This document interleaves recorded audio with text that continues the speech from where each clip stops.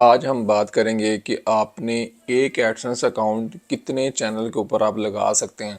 Google की policy इस बारे में क्या है, आप अपनी मर्ज़ी कर सकते हैं कि नहीं कर सकते। एक AdSense account multiple YouTube channels के ऊपर लगाने के नुकसानात क्या हैं और इसके फ़ायदे क्या हैं, इंशाल्लाह सारी डिटेल इस वीडियो के अंदर। बिस्मिल्लाहिर्रहमानिर्रहीम।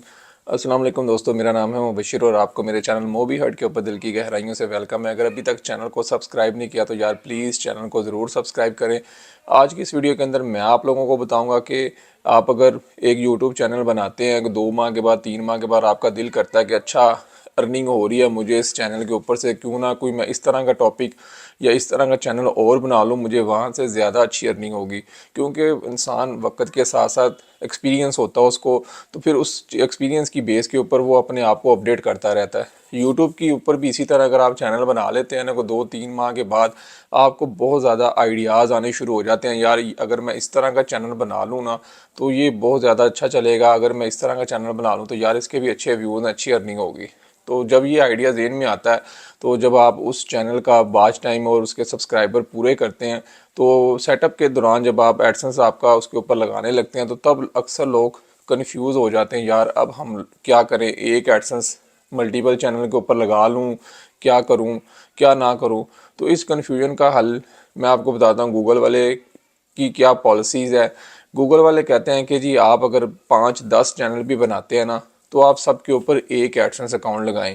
क्योंकि एक एडसेंस, आप एक बंदा जो एडसेंस अकाउंट बनाता है ना, वो अपनी आइडेंटिटी, यानी कि एक बंदा एक ही एडसेंस का अकाउंट बना सकता है। लेकिन पाकिस्तान के अंदर इन लोगों का भी ट्रिक है, लोग मल्टीपल बैंक अकाउंट ओपन करवा लेते हैं। तो आप multiple bank account 1 by 1 attach करके उसके ऊपर, और दूसरा अपनी जो ड्रेस है, कोई अपनी दुकान का एड्रेस दे देता है, कोई अपनी शॉप का एड्रेस दे देता है या अपने घर का एड्रेस दे देता है। तो इस तरह करके वो वेरीफाई करवा लेते हैं। तो आप अगर इन चीज़ों से बचना चाहते हैं तो आप एक ही एडसेंस अकाउंट अपने 5 यूट्यूब चैनल्स के ऊपर लगा सकते हैं।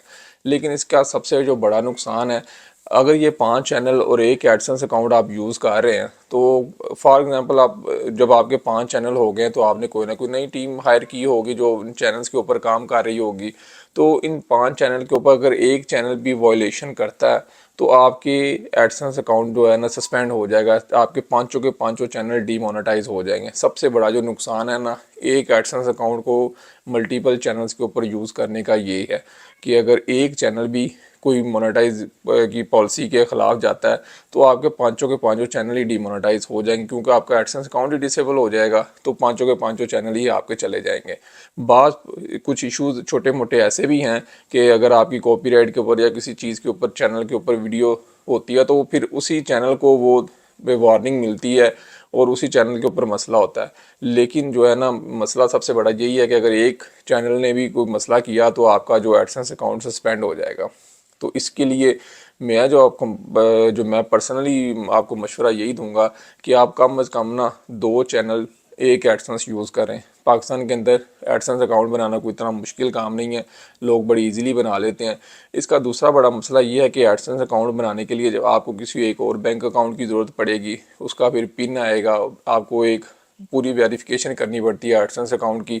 उसके अंदर अपना टैक्स नंबर और अपना बैंक अकाउंट नंबर और पिन वेरिफिकेशन, वो सारा कुछ करने के बाद आपका जो एडसेंस पे $100 होते हैं, तो आपकी वो जो एडसेंस पेमेंट रिलीज़ करता है। इसके लिए सिर्फ ये थोड़ा सा मसला है, एक दफ़ा ये करना पड़ेगा AdSense account, bank account, pin verification, उसके बाद तो फिर पेमेंट आती रहनी, फिर कोई इशू नहीं है। प्रॉब्लम को बचने के लिए इस तरह कर ले, थोड़ा सा बैंक अकाउंट वगैरह बना के ये सारा कुछ कर ले, 2 अकाउंट के ऊपर एक एडसेंस बनाएं, ताकि कल को कोई एक आधे चैनल पे मसला भी हो तो आप उसको रिमूव करके वहाँ पे अपना कोई दूसरा एडसेंस चला सकें। जो मल्टीपल चैनल्स के ऊपर एक एडसेंस यूज़ करने का सिर्फ एक ही फ़ायदा है कि आपको एक दफ़ा ही एडसेंस अकाउंट वेरीफाई करवाना पड़ेगा, उसका एड्रेस, उसका पिन, उसका टैक्स, सब कुछ हो एक दफ़ा वेरीफाई होगा। उन पांचों की इकट्ठी अर्निंग आपको एक अकाउंट के ऊपर आ रही है और एक ही जगह पे आप उसका विड्रा ले रहे हैं। ईजी हो जाएगा इन पांचों को मैनेज करना कि इसके ऊपर क्या है, वो सारा का सारा एडसेंस का रेवेन्यू एक जगह पे इकट्ठा होगा और एक ही जगह पे उसका विड्रा हो जाएगा। लेकिन अगर आप मल्टीपल चैनल बनाते हैं, फिर आपको उन पेमेंट्स को कलेक्ट करना, उन मुख्तलिफ बैंक्स के अंदर पेमेंट कितनी आई है, किस चैनल की कितनी अर्निंग है, वो सब का फिर वो आपको मैनेजमेंट करनी पड़ेगी, आपको टीम हायर करनी पड़ेगी।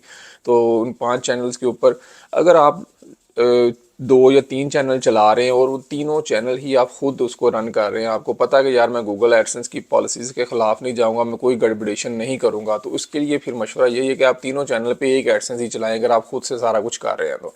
अगर आपकी टीम वर्क है, टीम के अंदर कुछ ऐसे लोग भी होते हैं कि वो कोई ना कोई ऐसी ट्रिक लगाने की कोशिश करते हैं कि हमें अच्छा रेवेन्यू जनरेट हो जाए, वो फिर ट्रिक आपको जो है ना आपके सर पड़ जाती है।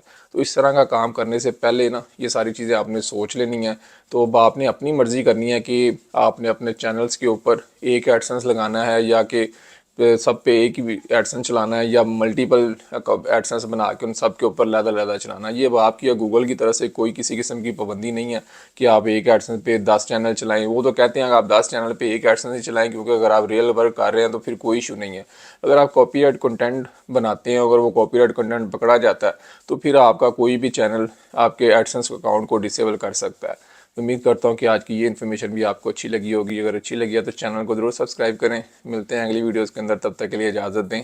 अल्लाह हाफिज़।